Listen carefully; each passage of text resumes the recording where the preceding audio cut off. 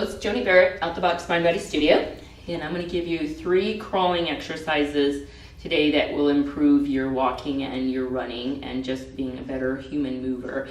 So a lot of times we're not aware of how much we use our shoulder blades to walk because we're usually upright and we don't feel it. One way to really make it very clear is to do some crawling, and I typically for my own daily moving practice, I'll do 5 minutes of crawling every day, and I'll pick something to work on in the crawl, and I focus on that piece of the movement pattern. And a lot of times the crawling patterns that I will play with are things where I've noticed something's not quite where it needs to be in my run, and so I'll get down and play around with some crawling, and then you can really identify what's happening and what needs to be improved. So I'm going to give you 3 to play with today, and 3 focuses of the crawling, because it's different. Just crawling, while it has benefits, you really need to be thinking about what's happening when you're crawling and how something to focus on, because if not, it just turns into crawling. So shoulder blades need to be a part of the process.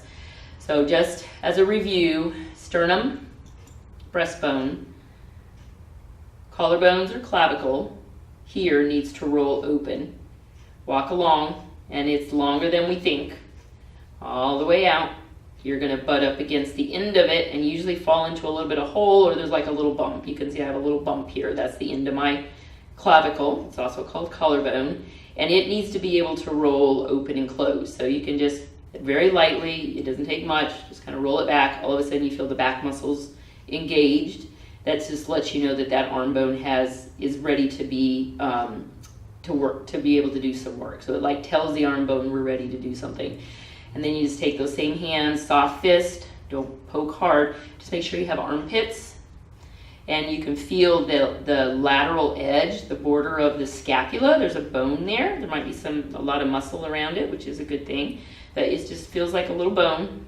And if you do your arms forward and back like little wings, I always think of these as my wings, you'll feel the scapula in your fingertips. And again, don't poke very hard. It's kind of a sensitive spot. And if you don't feel anything there, then you're wanting to really think about getting it into work. So a lot of times what will help is to assume this shape of the arm, like you're holding a big stability ball, and just pull from the back of the arms like you're pulling taffy. And then at some point you'll be able to just reach under there, and that usually will make them pop out, and you're like, oh, there they are. And what that is just the head of the arm bone, the humerus, being pulled back into the socket of the scapula where it needs to live. So just make sure you have those pieces for the arms. Now the other piece of the equation is going to be the hips. So we really want hips and shoulders working together. So the iliums or the hip points, just make sure you've identified those. We know we want to have the pubic bone drop, and that's going to lengthen up through the breastbone. So those things are definitely connected. And then you want to think of the leg bones. The femurs are also ball and socket, and they're drawn into the socket very similar to our arm bones. So as we're doing the crawling exercise, especially one of them I'm going to give you, I want you to focus on feeling that kind of that drawing in aspect. So I'm going to show you an easy way to kind of feel it before we even get started, is to come into this kneeling position, hands level on the pelvis, make sure you're monitoring it. In this shape, you're going to have the benefit of using your back muscles, so your arms. So if you just kind of assume this shape, you can feel the top of the ilium, the pelvis there to monitor it, but now you have armpits to play with too. And we're going to think about our left leg coming forward. So you're going to bring it up. As it reaches about right here for me, the only way I can bring it through is to draw it back in its socket. The only other option is to hike my hip, which isn't going to be an option for us. So as it comes up, look for, and you just have your foot here, you don't have to balance all the way. Feel as it draws back, all of a sudden you'll feel yourself sit back in your butt. That's what you're going to be looking for in your crawling. And you can do the same thing on the other side. You'll figure out which one's not drawing back that way. So identify the pieces, as it comes forward. Again, you don't have to turn it into a balance. You can go nice and slow. And all of a sudden, you'll feel kind of in your body. In mine, it's right here. I have no choice but to either draw it back in its socket, or I gotta hike my hip, which I don't wanna do. So draws back in and then back down. So play with that a little bit first just to really get that idea in your mind. And again, right here for me, that's where it happens. I kind of have to sit back, and that it's drawing back lets the foot clear the ground. And you can play with it on the other side. And again, it doesn't have to turn into where you lift the foot. In fact, it's almost better if you just leave the foot down. Then you can really get a sense that it's just this leg bone we're playing with. And right there I can feel it kick in, and I need to draw the leg back into its socket. All right, so that's the drawing in there. We got the arm bones, and we're gonna play with a crawl. Now I only have a little space here to demo this. At home, you'll have more space, so you can kind of set up a way to do a little bit longer of a crawl. So we want to come onto hands and knees, and you'd like your hands to be on the outsides of your shoulders. So we don't want here, that's too close, because remember we're replicating running. So when we're running, we're out here. So have those arms out a little bit. Make sure the roots of the fingers stay attached, but the fingers themselves stay mobile. But this one especially doesn't get to lift off of the mat or the carpet, so it doesn't turn into this. It stays down. So once we're in that setup position, we're going to let the knees come close together, and gaze is always forward, because when we run, we want to look forward. We don't want to be looking down at the ground.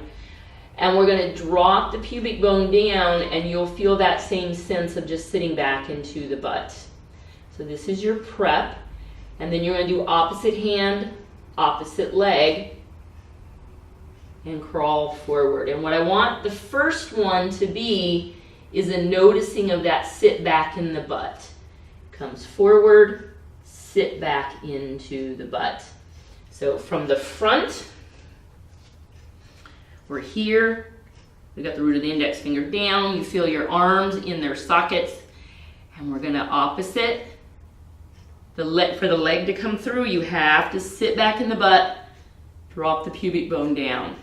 Sit back and drop. And so some of the things you're looking for is, one, can you go this slow and maintain the pieces? The slower you go, the more information you're going to find.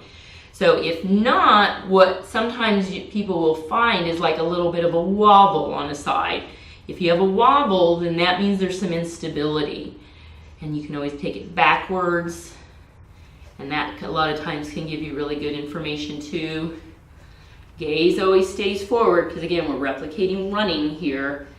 So really think about that, drawing the leg through. If I take you upright, the pelvis stays level. If you're on all fours, the pelvis is still level. It's not going to go all kinds of wonky around. It's going to stay very level. All right, and feet, keep them in plantar flexion, because we want to replicate the running. Plantar flexion is where they stay. Then again, I don't have that big of a runway. At home, you'll have more space. Gaze forward, root of index fingers, all of the fingers are down, fingers are still mobile. Gaze forward, drop the pubic bone down, opposite, opposite. And see if you can just feel that drawing back in of the leg into its socket, so that the butt just sits back a little bit. And it's very subtle, it's not huge. All right, so that's crawling pattern number 1, focusing on the hips. Crawling pattern number 2 is noticing the shoulder blades. So this one can get to be a little bit harder to feel, because again, we're not used to it. Most of us are used to using our legs, so it's a little bit clearer. So the analogy I like to give is, imagine your cat, if you have one. If you don't, Google a YouTube video of a cat and you can see how they walk, that their shoulder blades go up and down when they're walking. So when we're walking or running, our shoulder blades do the same thing. You just can't see them, or they should be. When you're crawling, your shoulder blades are doing up and down. And they go up and down because the arm bone is getting drawn back in its socket. It's getting drawn back in its socket as the arm swings back and forth. Again, it's maybe not something you notice. Maybe yours aren't doing it because it doesn't have the capacity anymore. But we need them, especially as runners and walkers, and really and truly, everybody needs their shoulder blades. So, come back to that start position. Same crawling position. Tops of the feet are down, root of index fingers down, fingertips are mobile, gazing forward. And as soon as you get started, you might even take one of your hands and just poke up in that armpit we've been talking about. It should be pretty deep because we're now weight bearing on the hands. So just make sure you got that. And then when you go this time, it's still opposite hand, opposite foot.